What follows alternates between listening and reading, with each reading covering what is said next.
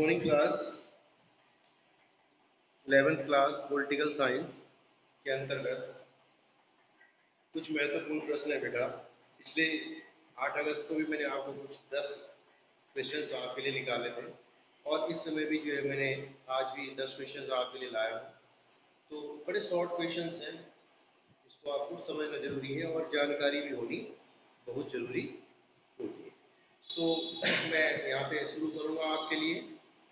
पहला क्वेश्चन, विश्व का सबसे बड़ा संविधान किस देश का है?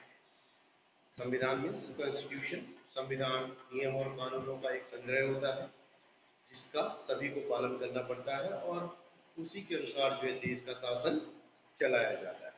तो विश्व में बेटा भारत एक सबसे बड़ा लोकतांत्रिक देश है, सबसे बड़ा लोकतंत्र है भारत इस विश्व का। और विश्व का जो सबसे बड़ा संविधान है वो बेटा भारत का ही है। भारत का संविधान जिसको बनने में बेटा 2 वर्ष 11 महीने और 18 दिन का समय लगा। ठीक, अब है दूसरा क्वेश्चन, प्रारूप समिति।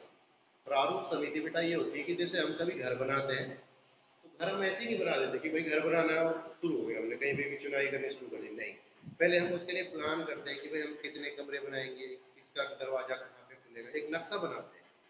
तो उसी तरह से जो संविधान की रूपरेखा तैयार करने के लिए जो एक प्रारूप समिति बनाई गई, उस समिति के अध्यक्ष थे डॉक्टर भीमराव अंबेडकर। और प्रारूप समिति में बेटा 7 सदस्य। ठीक, अगला है भारत में मुख्य चुनाव आयुक्त। मुख्य चुनाव आयुक्त बेटा जैसे पूरे देश में जब इलेक्शन होते हैं हमारे यहाँ, तो उनका काम होता है कि निष्पक्ष तरीके से जो है हमारे यहाँ चुनाव संपन्न कराना। तो इसके लिए जो है अन्य आयुक्त होते हैं, एक मुख्य चुनाव आयुक्त होता है, तो उसकी नियुक्ति बेटा राष्ट्रपति के द्वारा की जाती है। संवैधानिक पद होता है चुनाव आयुक्त का। देन राष्ट्रपति के चुनाव में कौन भाग लेता है? यानी कि राष्ट्रपति का चुनाव, हम राष्ट्रपति को वोट नहीं देते, जबकि हम जैसे प्रधानमंत्री है उनको भी किसी ने वोट दिया होगा जिस क्षेत्र से वो इलेक्शन लड़े। जैसे हमारे प्रधानमंत्री नरेंद्र मोदी जी वाराणसी से लड़े, तो वहाँ के लोगों ने उनको बनारस से जो है उनको वोट दिया गया, वहाँ से जीत के वो सांसद बने हैं। तो इसी तरह से जो है डायरेक्ट मतदान किया हमने यहाँ से हरिद्वार लोकसभा सीट से डॉक्टर रमेश पोखरियाल निशंक जी को वोट दिया है, वो हमारा प्रतिनिधित्व करते हैं संसद में जी। तो राष्ट्रपति के चुनाव में ये लोग ही हिस्सा लेते हैं जो हमारे चुने हुए प्रतिनिधि, मतलब हम ले रहे हैं लेकिन अप्रत्यक्ष रूप से ले रहे हैं। तो लोकसभा और राज्यसभा तथा राज्य तो लोकसभा विधानसभा के जो निर्वाचित सदस्य होते हैं वो जो है चुनाव में हिस्सा लेते हैं राष्ट्रपति के। फिर है संसद। संसद आपको पता है पार्लियामेंट कहाँ है, हमारा संसद भवन दिल्ली में। तो संसद में बेटा 2 हाउस है, एक अपर हाउस एंड एक लोअर हाउस। तो उच्च सदन कहते हैं राज्यसभा के लिए और निम्न सदन कहते हैं लोकसभा। ठीक है, तो लोकसभा के 2 सदनों के नाम हो गए, एक का नाम हो गया लोकसभा और एक का नाम राज्यसभा। फिर है बेटा मूल अधिकार कितने हैं और उनके नाम आपको बताने हैं। तो मूल अधिकार सेकंड चैप्टर था हमारा, मूल अधिकार अधिकारों के भारतीय संविधान द्वारा दिए गए अधिकार हैं। 6 अधिकार दिए गए हैं, समानता का अधिकार, स्वतंत्रता का अधिकार, धार्मिक स्वतंत्रता का अधिकार, संस्कृति एवं शिक्षा संबंधी अधिकार, संवैधानिक उपचारों का अधिकार।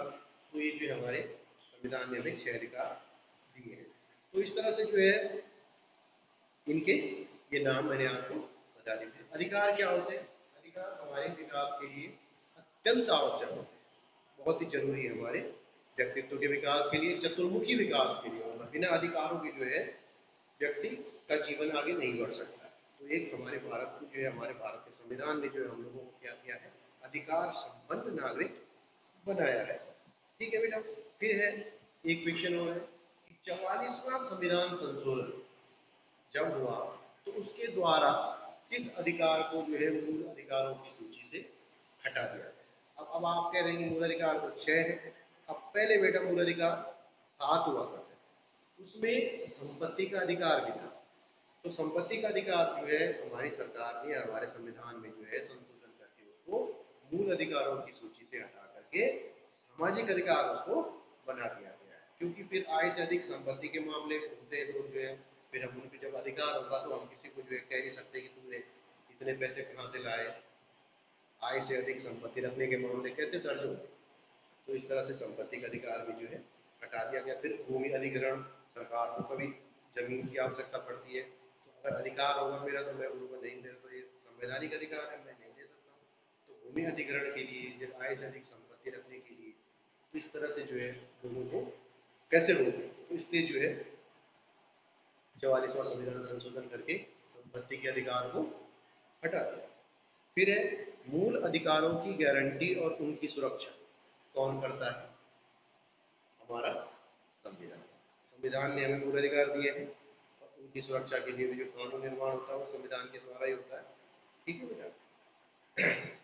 फिर है मूल कर्तव्यों को किस संविधान संशोधन के द्वारा हमारे